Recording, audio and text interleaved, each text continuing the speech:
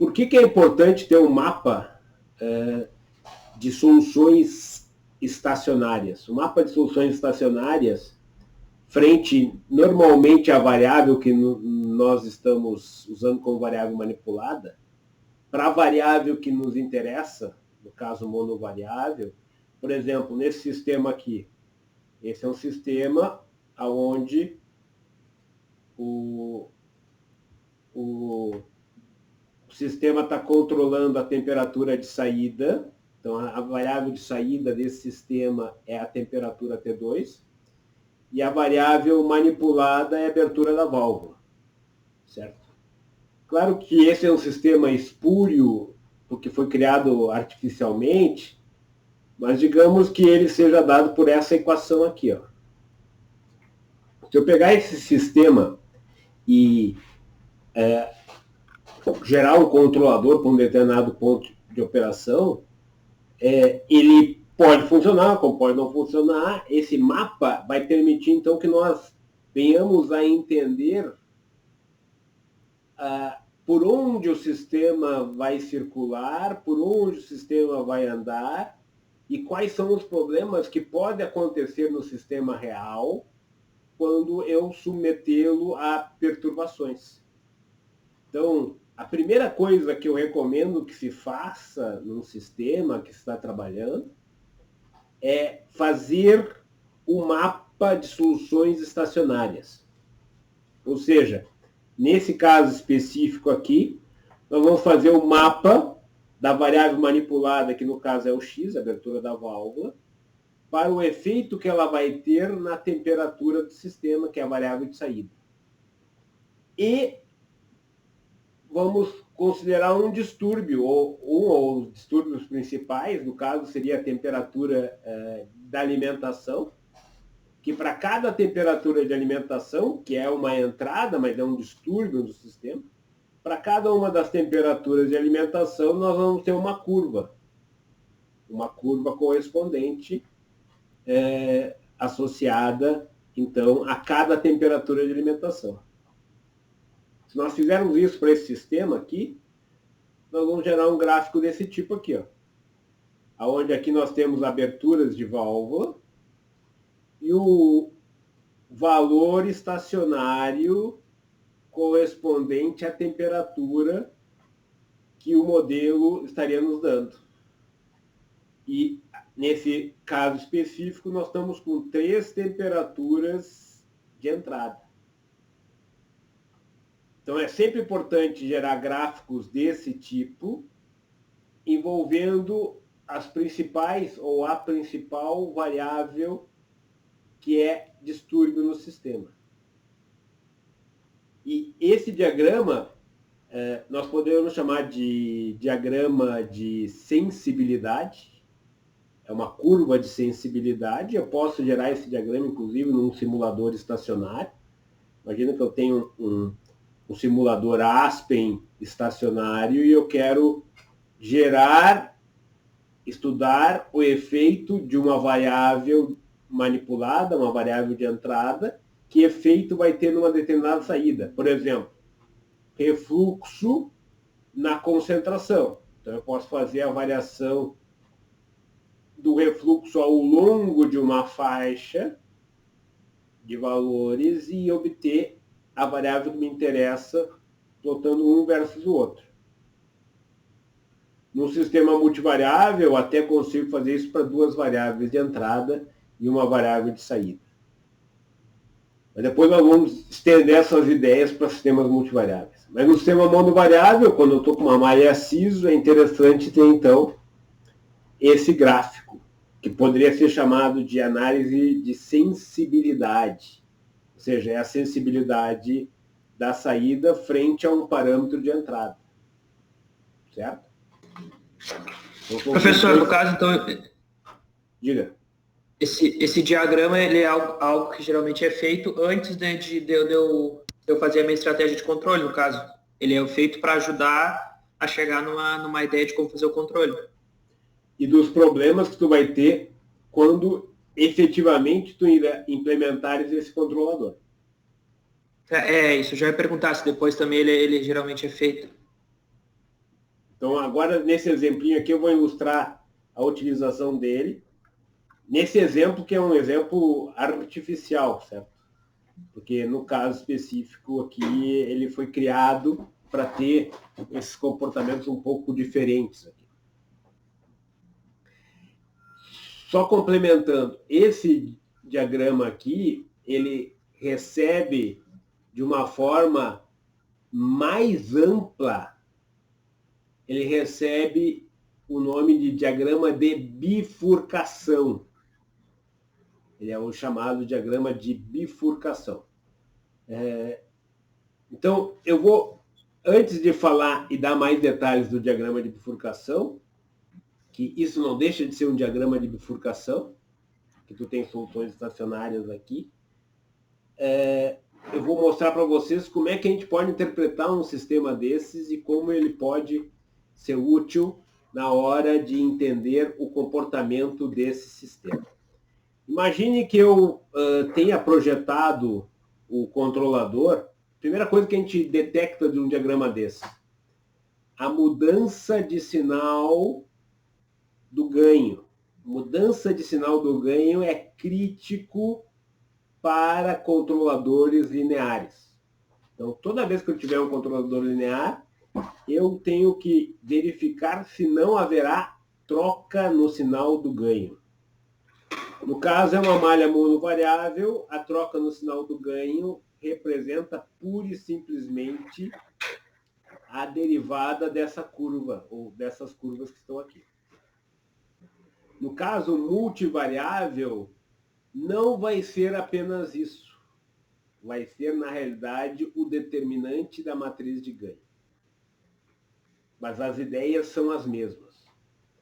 E por que isso é interessante? Imagine que eu tenha projetado para esse trecho aqui, ó, que é o ganho positivo.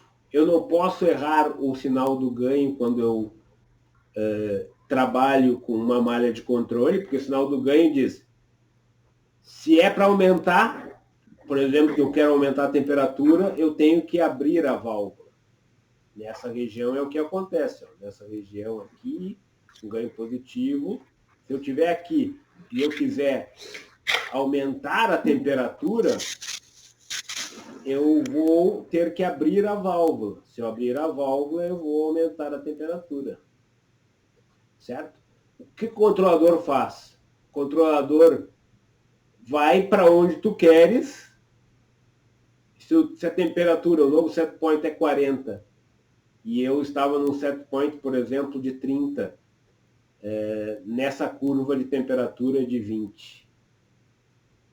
Eu estou aqui, mudei o set point, o controlador tem o sinal do ganho da planta, o sinal do ganho do controlador vai ter o mesmo sinal do ganho da planta. Ele vai fazer o quê? Ele vai abrir a válvula. E depois, transcorrida a dinâmica, ele vai atingir exatamente esse ponto e vai atingir o set point. Se ele tiver uma ação integral, ele vai buscar isso sem maiores problemas. Certo?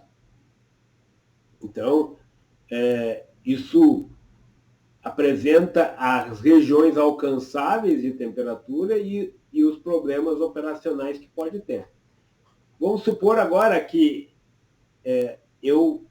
aqui nós estamos com 3 temperaturas de alimentação. 30 graus, 20 graus e 10 graus. Vamos supor que agora eu estabeleça um set point não mais de 40 graus. Estabeleça um set point de 50 graus. O controlador, a partir desse mesmo ponto, o controlador vai acabar indo para onde? Para cá. Ó. Ele vai ficar na temperatura de 33 graus. Por quê? Porque esse set point de 50 é inalcançável, mas o controlador linear não sabe disso. Ele sabe que para aumentar a temperatura, ele tem que abrir a válvula. Para diminuir a temperatura, ele tem que fechar a válvula. E como ele não alcançou a temperatura desejada, ele continua abrindo a válvula. E ele vai acabar saturando a válvula e ficando nesse ponto.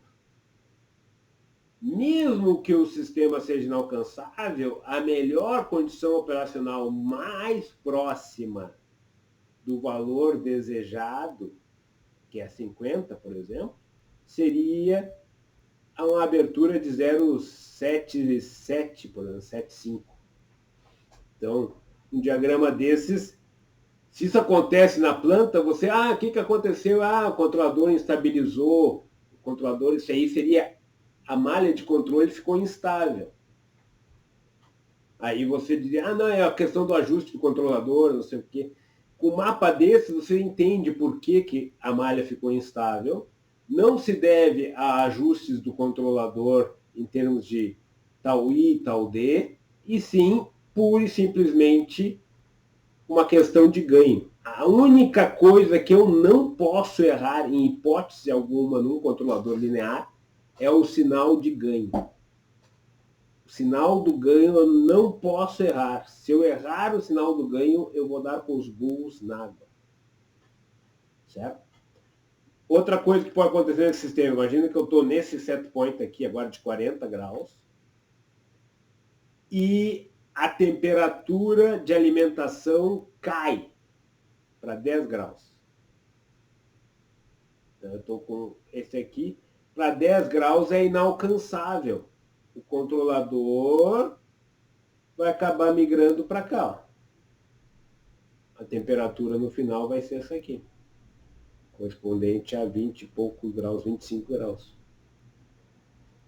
Vamos supor que agora esteja operando aqui, nesse ponto, com 19,5. E aí eu agora aumente a temperatura de alimentação, passe para 30 graus. Aí, o que vai acontecer? 30 graus, se eu mantivesse no estacionário essa abertura, ele estaria com 29,5 graus. O controlador, o que ele faz para diminuir a temperatura? Ele fecha a válvula. Então, o que ele vai fazer? Não cheguei em 19, eu continuo fechando a válvula. E o controlador vai acabar indo para 20 graus. Então, um diagrama desses é bastante rico. Ele é bastante rico porque justamente permite que nós tenhamos os possíveis comportamentos que o sistema apresenta quando eu altero uma variável manipulada. Alguma dúvida até aí? Então, esse é um diagrama muito bacana e eu recomendo que em cada sistema se trabalhe e se gere um diagrama desse tipo. E esse diagrama recebe o nome mais tchan do que análise de sensibilidade, recebe o nome de diagrama de bifurcação. Oi? Nesse diagrama ali que o professor acabou de mostrar, a gente consegue fazer análise do sinal de ganho, né? E a gente consegue tirar alguma análise profunda sobre a linearidade do sistema a partir desse gráfico aí? Profunda, não totalmente, mas da não linearidade estática você consegue tirar. Como é que você tira a não linearidade estática? Dessa curva aqui, a derivada dessa curva, o parâmetro da função de transferência que você tira é o ganho. O ganho é a derivada. Certo. É a reta tangente. O ganho nesse ponto é esse aqui. Se eu estivesse trabalhando nesse ponto aqui, o ganho nesse outro ponto é isso aqui. Então a gente vê que até que ponto uma linha reta aproxima do sistema dá uma ideia do quanto o ganho varia. Se nós olharmos nesse sistema, praticamente a linha reta nas regiões que nos interessam aqui, ela cobre bem. Ela perde aqui. Aqui a linha reta, a não linearidade maior que vai acontecer nesse sistema, sob o ponto de vista estático, que o sistema ainda consegue sem inversão de sinal do ganho, nessa região aqui. Aqui eu já tenho uma variação maior de inclinação e aqui uma variação maior de inclinação. Aqui eu tenho inclinação nula, que é ganho nulo, e aqui é ganho nulo. E pior que ganho nulo é quando eu troco de ganho. O ganho nulo já é ruim. Por que o ganho nulo é ruim? O meu poder de variar e alterar a grandeza que me interessa vai para o saco. Porque eu quero alterar a temperatura. Com ganho zero, eu posso variar o que eu quiser e não consigo. Não tem efeito na saída. Certo? Então, o ganho nulo é ruim. E o ganho negativo, ou a troca de sinal do ganho, é pior ainda. Por um ponto de vista de controlador linear. Certo. Mas então, por causa aí da linearidade, a análise que eu consigo fazer é a estática. Eu vejo a derivada e quanto mais próxima a derivada for da curva, mais perto da linearidade. Quanto mais diferente for a derivada com a curva, menos linear é o sistema. Exatamente. Essa não linearidade estática já é muito importante. Nada me diz em relação à não linearidade dinâmica. Só me fala da linearidade estática. Só para ter uma ideia, o que a gente está falando aqui de linearidade dinâmica e não linearidade dinâmica. Estática e dinâmica. Imagine que eu tenho um sistema aqui, ó. Vou fazer um sistema que ele tem um fluido para aquecer e um fluido para refrigerar. E são fluidos com características bem distintas. Mas digamos que vamos considerar aqui a entrada e aqui a saída.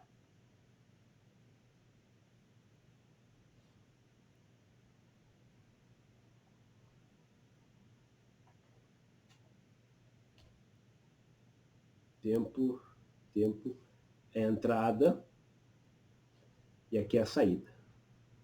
A entrada é aqui e ali é a saída. Se eu faço um degrau, vamos pegar uma cor preta para o degrau de entrada, positivo, e digamos que a resposta do sistema seja de 10 graus. E seja uma resposta assim.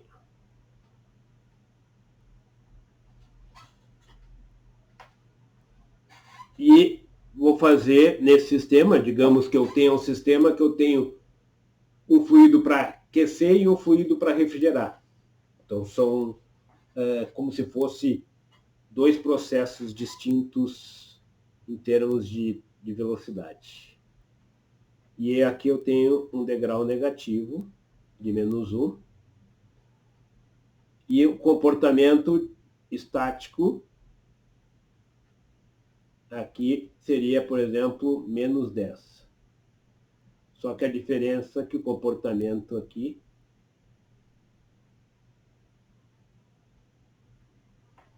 então, sob o ponto de vista estático do diagrama aqui, desse aqui, nós não iríamos ver nenhuma não linearidade. Solução estacionária, a variável x, ou delta u, ou u, que seria u, e aqui seria y, estaria numa reta. No que a gente está vendo aqui. Digamos, o x0, que é onde eu linearizei o sistema. Fiz um degrau x0 mais 1, no caso, o 0. O 0 mais 1. Isso aqui é tudo estacionário.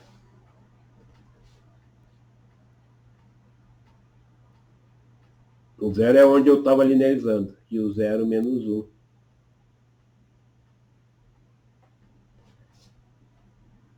E aí eu ia dizer, olha, isso aqui é um sistema, sob ponto de vista estático, sem não linearidade nenhuma, ou seja, totalmente linear. Mas a gente vê que a não linearidade desse sistema é uma não linearidade dinâmica.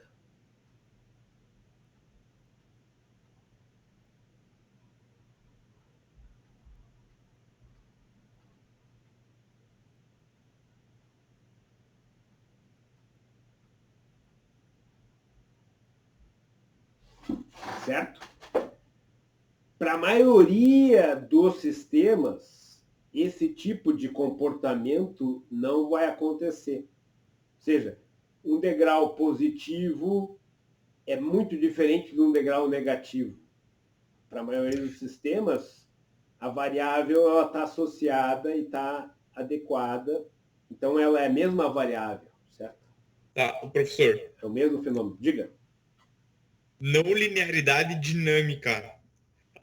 Tu me disse que esse sistema é não linear dinamicamente porque tu olhou que para diferentes steps existem diferentes respostas, existem diferentes tipos de variação. Na realidade, se eu pegasse e normalizasse esses degraus, ou seja, pegaria os degraus que eu fiz, e se eu pegasse esses degraus e colocasse todos eles normalizados, seria, por exemplo, aqui T, e aqui é delta Y sobre o tamanho dos degraus.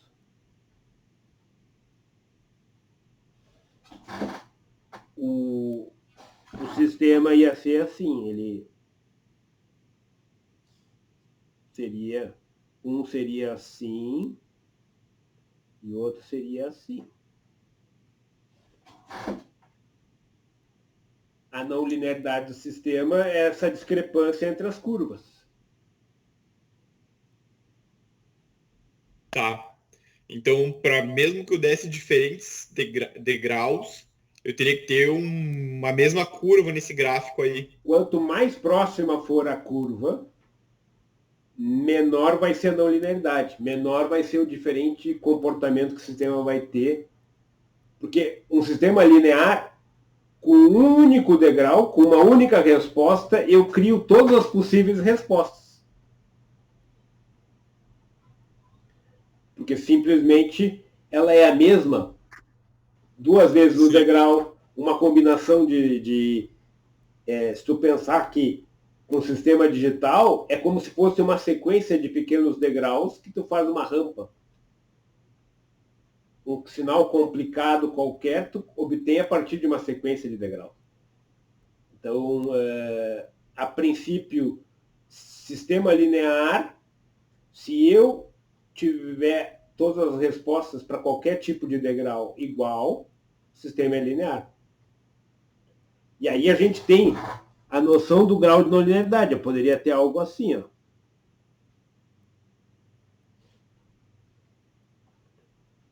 Faço vários degraus. Uma resposta é assim. Outra resposta é assim. Outra resposta é assim. Aí eu pergunto para vocês. São 3 degraus, 3 comportamentos ou 3 pontos de operação. Posso pegar os pontos de operação, normalizar pelo tamanho do degrau e fazer a resposta degrau desses pontos e jogá-los aqui. Eu pergunto para vocês, o grau de não linearidade desse sistema, como é que é? Ele é muito não linear, ele é pouco não linear, ele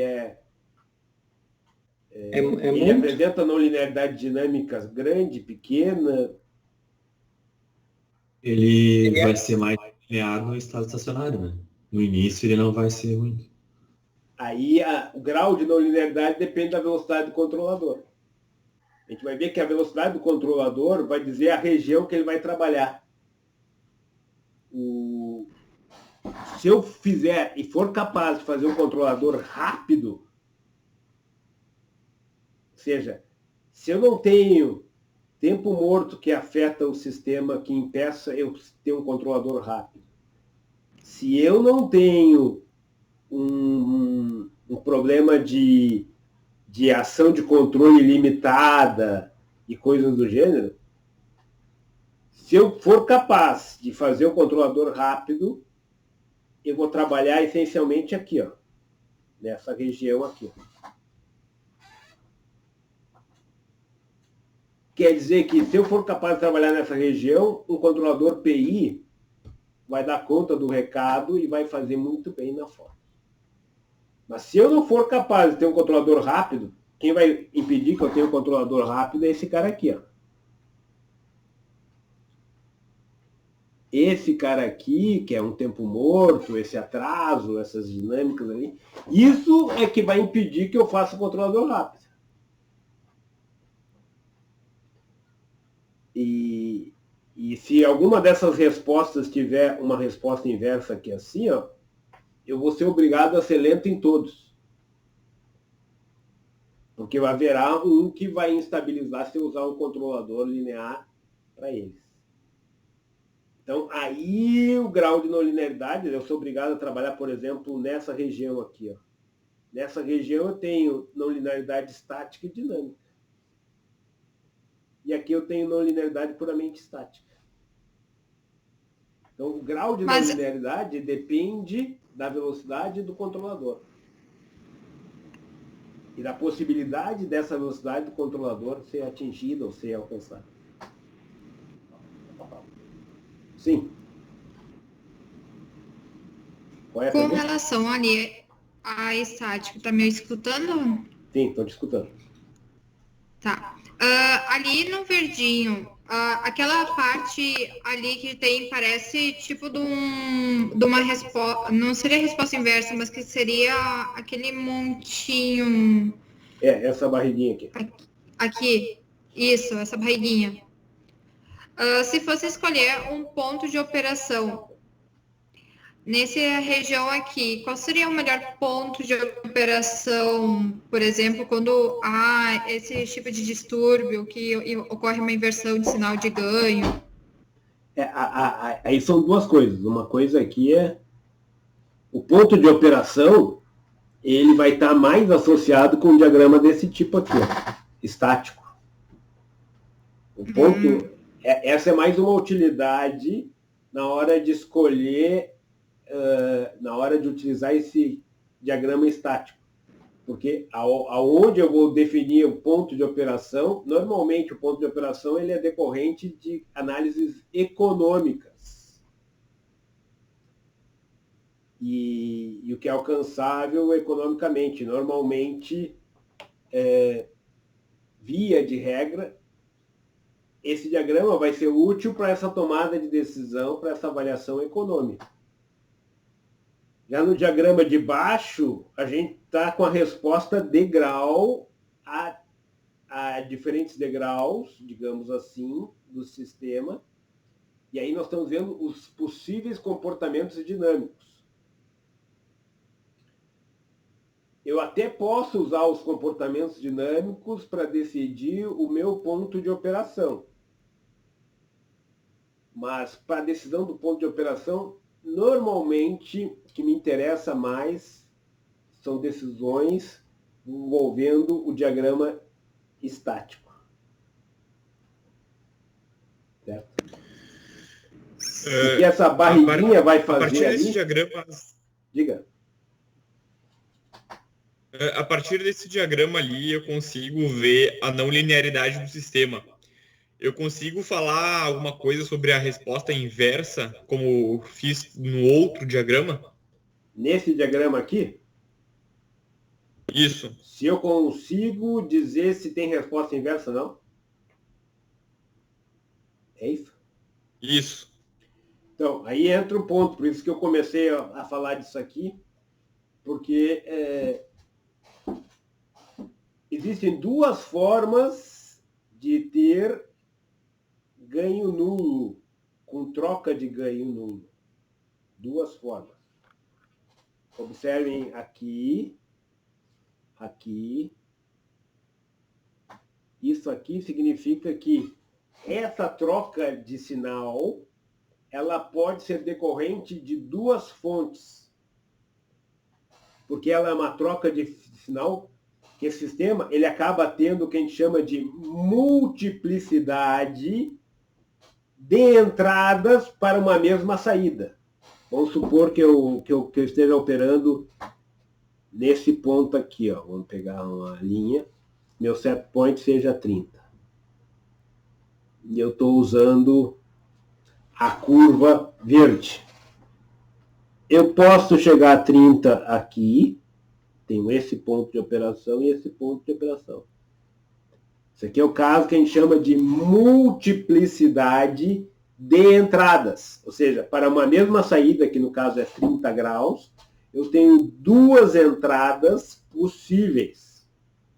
Duas entradas possíveis. Então, é multiplicidade de entrada. Então, essa é uma situação de ganho nulo, porque para chegar, eu tenho que ter a curva, pode ser para baixo, pode ser para cima, poderia ser uma curva para baixo também, quer dizer, seria a mesma coisa. Eu teria que ter passado por um ganho nulo de alguma forma. Então, esse tipo de sistema, que é o que foi analisado no exercício de vocês, esse tipo de sistema só vai ter quem é responsável por esse ganho são dois fatores possíveis. Então, para responder isso, eu vou pegar uma função genérica, monovariável, e vou representá-la como sendo com polos e zeros.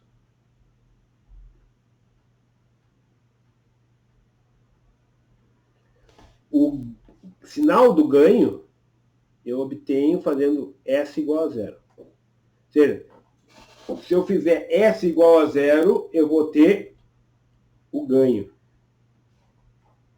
O ganho é a derivada da curva. É limite quando ΔU tende a zero de ΔY sobre ΔU. Isso aqui, como são soluções estacionárias, isso aqui é a definição da derivada. Isso aqui é a derivada da curva em cada ponto. Certo? Então, se eu fizer S igual a zero, isso aqui vai ficar, o ganho vai ser o K asterisco vezes o zero vezes o polo 1 e o polo 2. Certo? Eu substituí S por zero e eu cheguei a isso aqui. Então, se eu perguntar para vocês como é que esse cara aqui pode trocar de sinal? Ele pode trocar de sinal porque esse aqui trocou de sinal. Ele pode trocar de sinal porque esse aqui trocou de sinal. Ele pode trocar de sinal porque um dos polos trocou de sinal. Raramente você vai ter dois polos trocando de sinal. Normalmente é um só que troca de sinal. Quando o que está no numerador troca de sinal, o padrão de soluções estacionárias é esse aqui. Ó.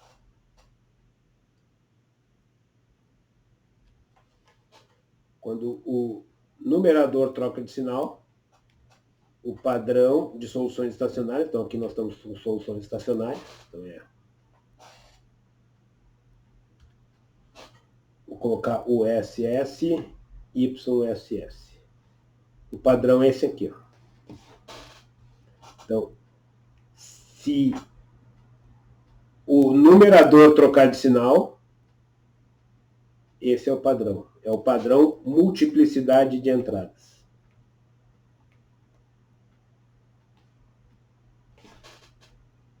Então, quem é responsável por essa troca de sinal? Ou é K trocando de sinal ou o zero trocando de sinal. E vocês fizeram isso no exercício. Vocês fizeram no exercício o Z trocando de sinal é o Van der Fuse.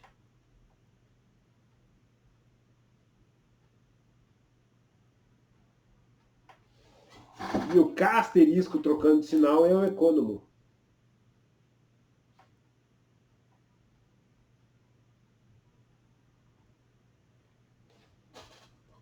Ambos têm um padrão desses e o que é responsável num é o zero e o que é responsável no outro é o K asterisco. Então, de certo modo, eu já sei desse aspecto. Aqui, ou é porque o ganho troca de sinal, ou porque o zero troca de sinal. Nesse exemplo aqui, é porque o ganho, o K asterisco, trocou de sinal. Certo? Nesse exemplo que eu estou analisando aqui. Certo? Mas o professor sabe que é o ganho que trocou de sinal, porque de antemão, porque eu só olhando o gráfico eu não saberia dizer se foi o polo ou se foi o ganho. Eu sei que é ele que trocou de sinal, porque esse sistema aqui, ó, não tem zero, é uma equação diferencial única. Essa aqui não tem como ter zero.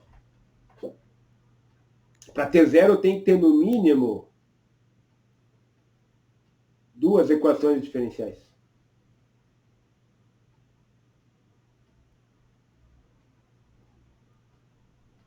Aqui eu tenho uma equação diferencial. Então, isso aqui é uma função de transferência de primeira ordem. Quer dizer, isso aqui vai me dar uma função de transferência desse tipo aqui, ó.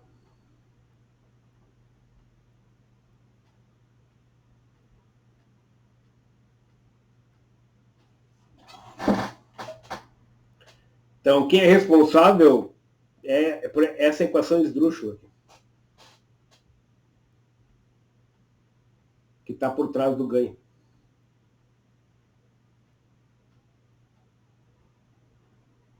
Tranquilo? Por isso que eu fui taxativo em dizer. Mas pelo menos tu já sabe que ou é uma alternativa ou outra. E como é que tu pode rapidamente determinar isso? Eu fazer que nem o Van der Furze. Tu pega um ponto aqui e lineariza aqui, pega um ponto aqui e lineariza aqui. Se esse tem resposta inversa e esse não, quem é responsável pela troca de sinal?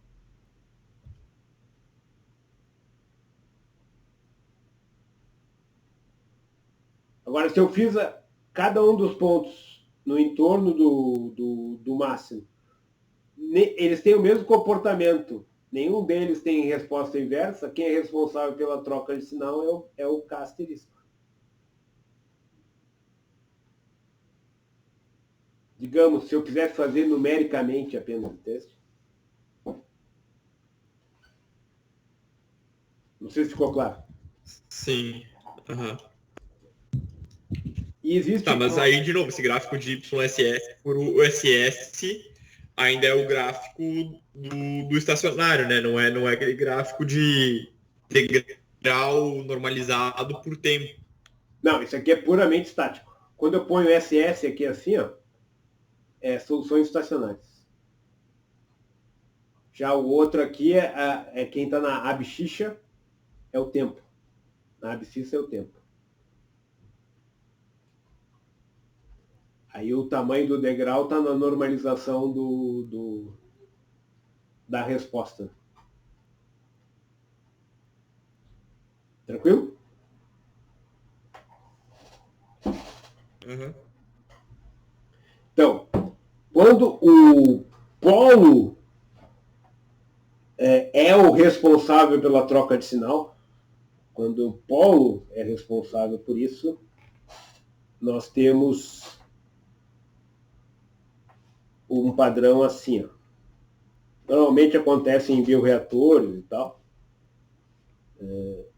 Inclusive o exemplo é apresentado na aula, se vocês quiserem, vocês olhem a aula da graduação. Você tem uma coisa assim, ó. É como se fosse o transposto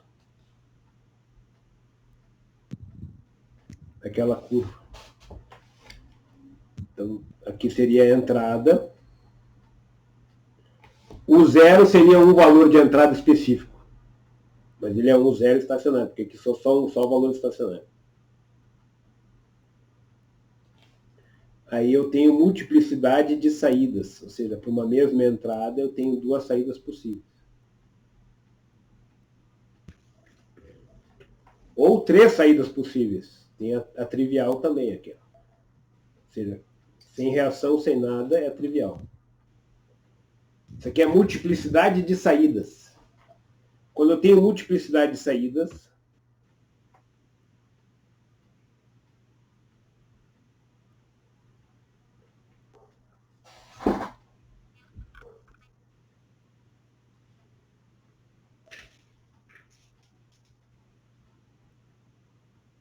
ou seja, para a mesma entrada eu tenho mais de uma saída.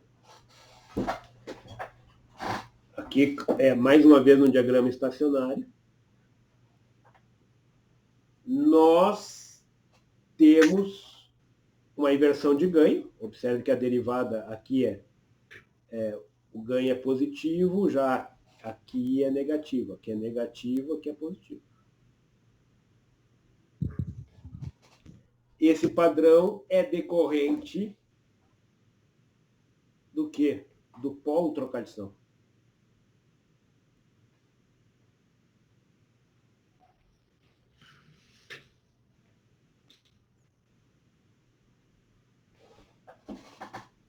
O polo trocando de sinal.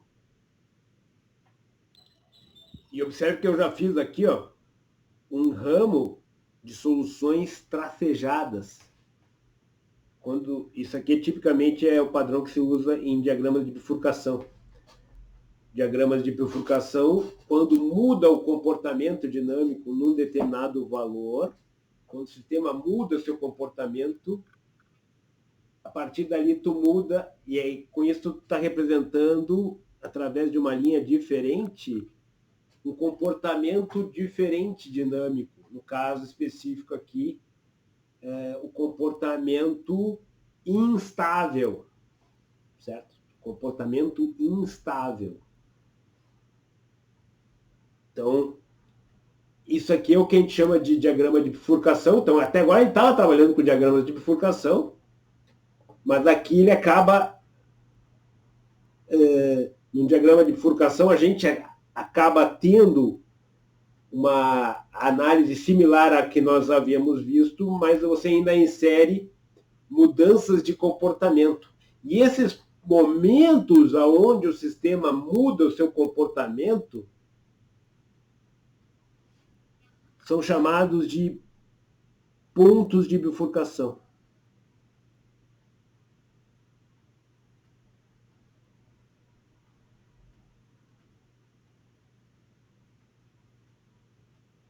São pontos aonde o sistema, a partir dali, muda de comportamento.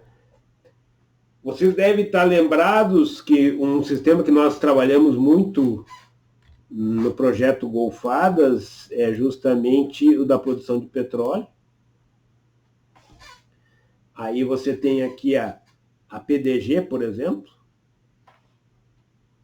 soluções estacionárias.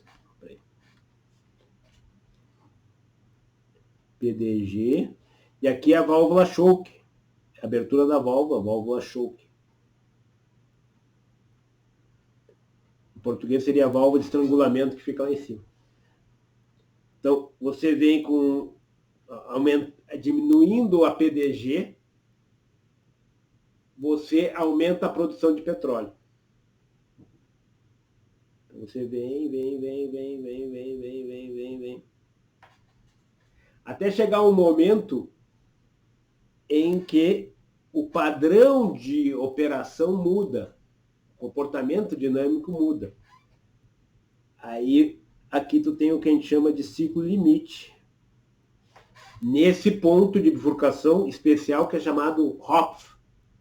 Então, é um nome, cada ponto de bifurcação tem um nome diferente porque normalmente está associado a algum padrão de comportamento que pode surgir, por exemplo, o Hopf se deve ao cara que descobriu esse comportamento de ciclo limite, mas então tem vários padrões possíveis. Esse aqui é o Hopf, significa que aqui, a partir daqui, há um ciclo limite. Então, o ramo, em termos dinâmicos, na realidade, se eu fosse fazer simulação dinâmica, o sistema entra num ciclo limite, numa oscilação permanente.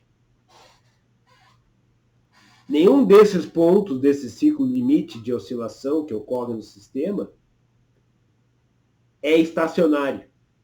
Mas se eu tivesse um controlador, eu conseguiria estabilizar. Então, na realidade, embora isso aqui a gente represente essas amplitudes, é apenas por caracterização. O que nós temos, claro, é o seguinte: a partir daqui, o sistema... Esse ponto tracejado que está ilustrado ali seria caso eu estabilizasse o ciclo limite no ponto, é o ponto de equilíbrio, e aí esse pontinho aqui é o ponto de bifurcação. Ponto de bifurcação, no caso, Hopf.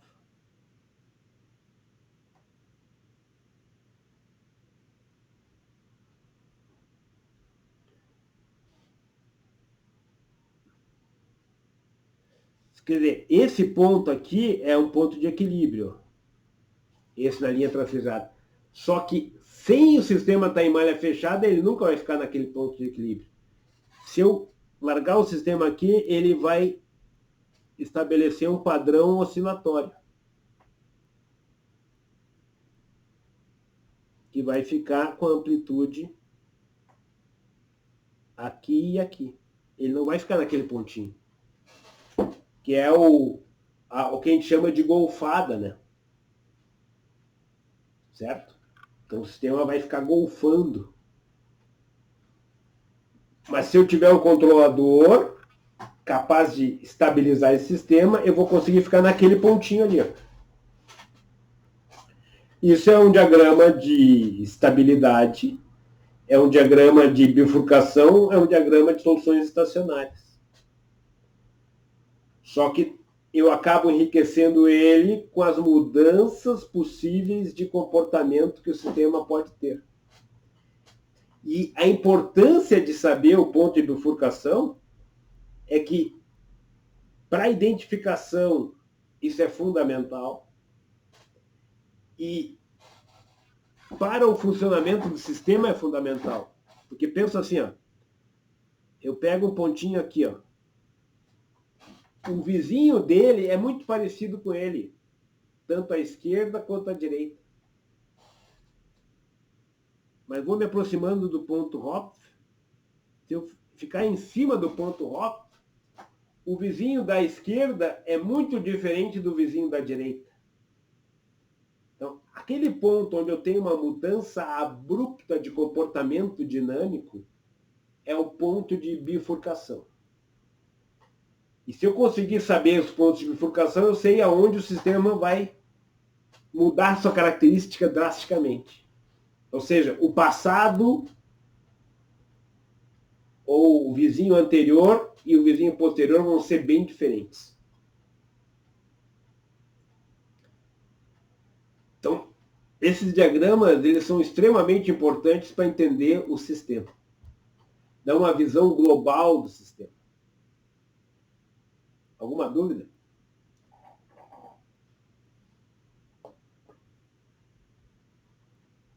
E por isso aqui, ó, aqui são pontos estacionários, já esteve falando sobre isso.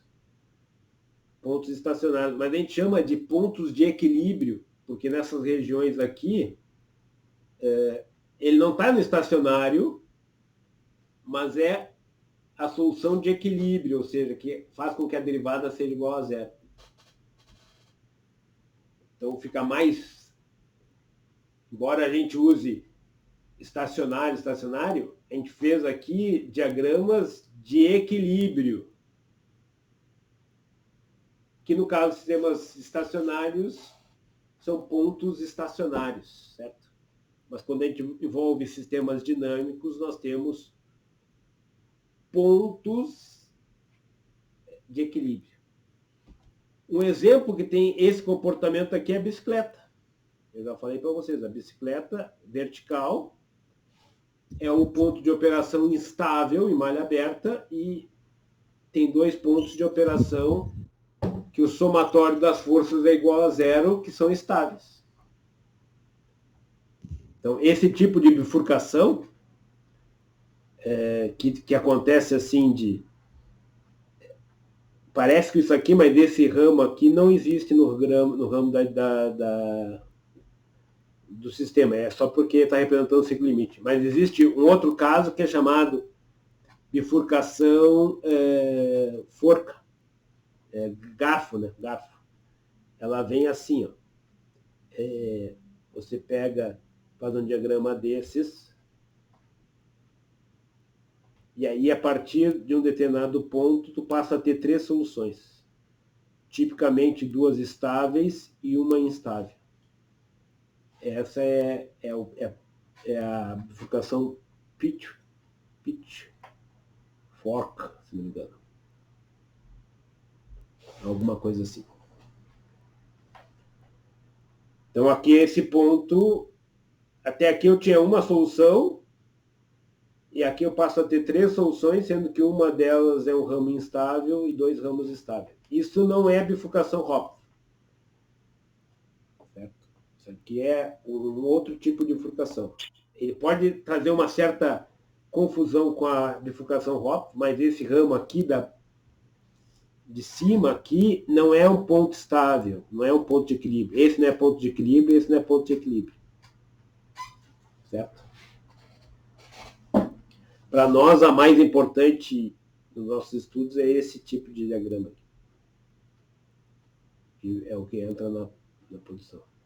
Então, para isso que servem esses diagramas de estacionário. Alguma dúvida?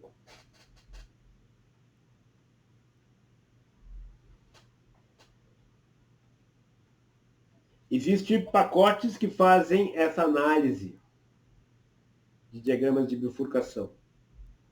Até tem em Python tem que verificar se está funcionando direitinho, mas é o DS Tools. Diga. Só uma dúvida ali. Esses pontos de bifurcação, eles são ruins para o controle? Certo, eu imagino que seja. Eles são ruins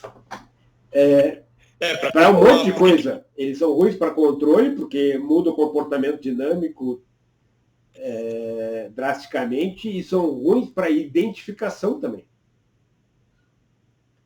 Porque, como é que é a identificação? Tu vai mexendo no parâmetrozinho, vai mexendo um pouquinho, acontece um pouquinho aqui, vai mexendo. E quando eu estou perto de um ponto de bifurcação, uma mexidinha titiquésima muda totalmente o comportamento do sistema. Mas eu não posso ter um modelo que prediga isso para fazer um controlador baseado, já sabendo desse ponto de bifurcação? É importante tu teres a noção desse ponto de bifurcação, porque ele vai te trazer problemas. Certo, mas eu digo assim, se eu sei que vai ter essa bifurcação, e eu sei que vai ter um ponto de operação estável, ou o de cima ou o de baixo, onde que está o problema? Se eu souber da existência desse ponto e saber que eu vou ter que lidar com ele. Tu vai fazer uso dessa informação para tirar benefício, com certeza. Eu posso montar minha estratégia de controle levando em conta isso.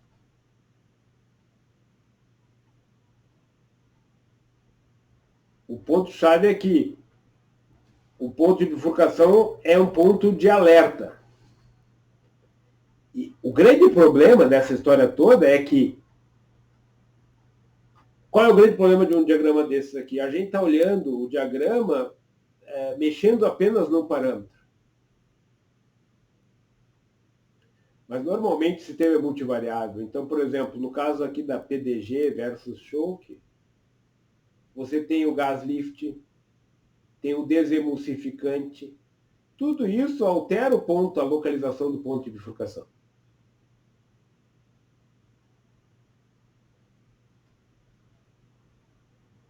A parte positiva dessa história é que o sinal do ganho não muda aqui, né? Então, esse é o mais importante para esse sistema aqui. Que eu consigo, com o controlador, projetado mesmo antes do ponto de bifurcação e depois desse ponto de bifurcação, desse caso aqui específico, eu consigo manter com o mesmo sinal e eu posso ter um ajuste que funciona antes do ponto de bifurcação e depois do ponto de bifurcação. Ou seja, em malha fechada, esse sistema tem menos variação do que em malha aberta. Desse específico aqui.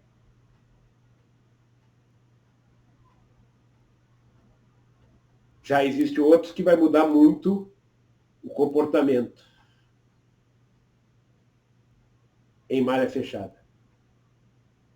Em malha fechada com é devido à controlador. retroalimentação, né? Oi? É por causa da retroalimentação que vai possibilitar esse controle. A retroalimentação estabiliza o sistema e elimina o ciclo limite, por exemplo, nesse caso. Uhum. Mas seria viável economicamente trabalhar nesse ponto de bifurcação, mesmo sabendo que Na realidade, quanto maior... economicamente, para esse sistema, quanto mais eu trabalhar aqui, ó, mais eu ganho. Eu quero entrar o máximo possível. Sim, mas aí não pode levar a instabilidade. Aí o que acontece aqui é que eu perco o controle, né? Sim. Aqui o ganho vai para nulo. Ó. Quando o ganho vai para zero, o controlador já não consegue mais. Que pensa assim, ó. Quando você entra ali naquela região de ciclo limite, é como se você tivesse um pêndulo invertido. Deixa eu ver se eu pego um pêndulo invertido. Esse é um pêndulo invertido, ó. Se eu parar de mexer no controlador, ele entra no ciclo limite. Então, para estabilizar o sistema, o controlador tem que estar sempre mexendo para estabilizar. Se ele parar de mexer, ele se perde. Acontece que à medida que ele vai entrando ali, o ganho vai indo para zero. Aí o controlador não consegue mais. É como se o pêndulo invertido, o cara não tivesse força para manter o pêndulo invertido. Sim. E aí você não consegue mais. E aí... e não é porque é uma não linearidade, mas essencialmente o problema todo aqui é perda de ganho. Não há troca de sinal, mas o ganho é nulo. Ou seja, para compensar qualquer variação, qualquer distúrbio, eu não tenho mais forças. Porque o ganho tu pode pensar como sendo a força do sistema. Já a dinâmica tem a ver com a velocidade de resposta. Mas o ganho tem a ver com a força. Sim. Mas aí, quando não tem mais essa força, não tem uma outra possibilidade de remediar? Não tem. Não tem. Se você não tem como agir em cima, não consegue. Porque se o ganho é zero, tu pode fazer o que tu quiser e não adianta nada. Uhum. O que tu pode fazer é voltar para uma região de ganho maior, que é o que é feito. Nesse caso seria fechar mais a válvula. Você fecha a válvula, aumentando a capacidade da válvula ter um efeito no sistema. Uhum. A partir daqui, ó, de uma determinada abertura de válvula, a válvula não faz mais nada, não tem.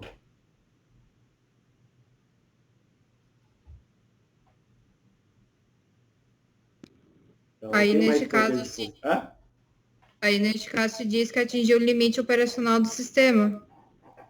A capacidade de controle do sistema, a capacidade da válvula. Não tem o que fazer.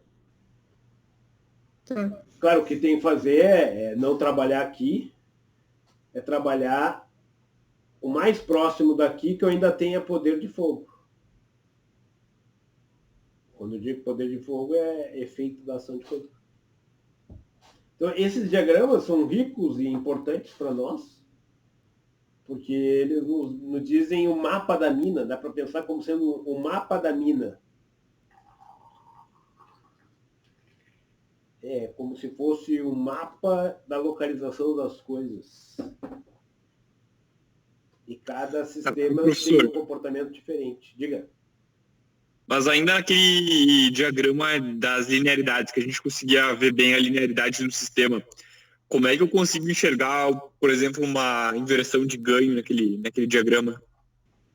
Qual o diagrama? Esse que a gente viu? Esse ali. Esse ali de baixo. Esse de baixo? O do degrau unitário por tempo.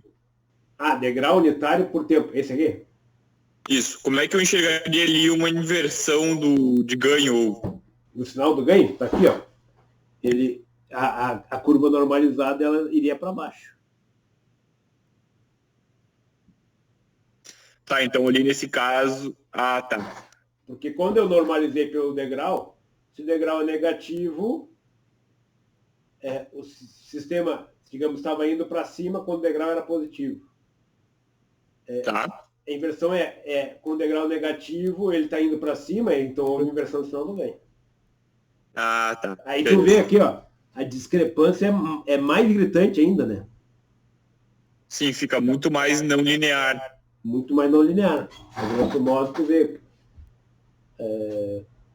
A outra, eu tenho diferença entre uma curva e outra, tu pode até fazer uma curva média representativa do sistema. Quando eu tenho, aproveitando, abrindo só um parênteses, sistemas assim, ó, que eu tenho variação de comportamento dinâmico numa parte intermediária, onde controladores baseados em derivada fracionária podem ser úteis. Que eles vão trazer o quê? Vão trazer um controlador de elevada ordem. Aí um controlador de elevada ordem pode ser benéfico para trabalhar com esses diferentes comportamentos possíveis do sistema. Que é o trabalho do Gabriel. Derivada fracionária vai trazer benefício quando você começa... Por exemplo, a derivada fracionária não vai ser vantajoso para trabalhar aqui, se eu for capaz de trabalhar aqui. Mas se eu não puder trabalhar ali por N razões, dentre elas zero, tempo morto, resposta inversa, se tiver que trabalhar aqui, ó, aí aqui um controlador baseado em derivada fracionária ou um controlador de elevada ordem, que seria o equivalente, digamos, vai ser benéfico. Mas se eu for capaz de trabalhar aqui, eu uso um controlador de baixa ordem, ajustado rápido, e ele vai dar conta do recado. Porque aqui, como não há inversão no sinal do ganho, aqui a ação integral vai sempre buscar. Essa é a maravilha da retroalimentação. Retroalimentação já chegou? Não, continua andando. Já chegou? Não, continua andando. Ele só não pode mudar o sinal do ganho, ou seja, o efeito. Esse é um ponto. Observe que tudo isso a gente está fazendo para monovariável. Agora nós estamos tendo um entendimento do monovariável. No multivariável a coisa fica pior. Os mesmos princípios existem, mas a inversão do sinal de ganho no multivariável é o determinante da matriz de ganho. Então não depende apenas de um ganho de um sinal, de uma malha, de um canal. Eu posso ter inversão de sinal de um canal e não necessariamente ter a inversão do sinal de ganho da matriz multivariável. Certo? Mas os efeitos nefastos são os mesmos, principalmente para controladores lineares. Alguma dúvida tem? Só por curiosidade, se eu utilizasse o PID fracionário para ali no diagrama de Hopf, ali naquele ponto de Hopf, e deslocar, ele daria para ser deslocado um pouquinho mais para a direita? O ponto Hopf é uma coisa inerente ao sistema, independente do controlador. Ah, então o controlador não conseguiria... O controlador não vai alterar. O negócio tem... Hopf é uma coisa que depende do sistema. Quando eu falo depende do sistema, depende das entradas e da natureza do sistema. Quem vai alterar a localização do Hopf é o quê? Desemulsificante altera a localização do Hopf. O gas lift altera a localização do Hopf. Nesse caso aqui, né? Sim. O controlador fracionário, ele vai conseguir trabalhar com... Imagina que eu tenho comportamento, porque aqui não estou vendo nenhum comportamento dinâmico do efeito desemulsificante, do gas lift. Digamos que essas outras variáveis afetem muito o comportamento da variável que eu uso como variável manipulada na saída, a derivada fracionário, controlador ou fracionário vai conseguir trazer benefício para isso. Um outro benefício que o controlador fracionário é capaz de trazer é ele tende a gerar ações de controle mais brandas para fazer a mesma coisa. Isso industrialmente é importante. Industrialmente é importante você mexer pouco e mexer certo. Né? Sim. Não ficar mexendo demais para baixo, demais para cima, demais para baixo. É mexer na medida certa. Para mexer na medida certa, tu tem que levar em conta o histórico do sistema, mais pontos do sistema. Tem que ter experiência para fazer a medida certa. O controlador de baixa ordem, ele reage por impulso e dá porrada. Então, não sei se ficou claro. Não. Nem tão claro. Não, ficou assim. Não, agora está fazendo totalmente sentido. Que eu estava procurando fazer um diagrama de Hoff e não sabia dessa matriz ali, como analisá-la. Agora está fazendo total sentido. Então, agora vamos voltar para resolver o exercício em si. Então, por isso, aqui eu fiz uma abertura, assim, mais ampla e agora vamos voltar à implementação em Modélica e Python.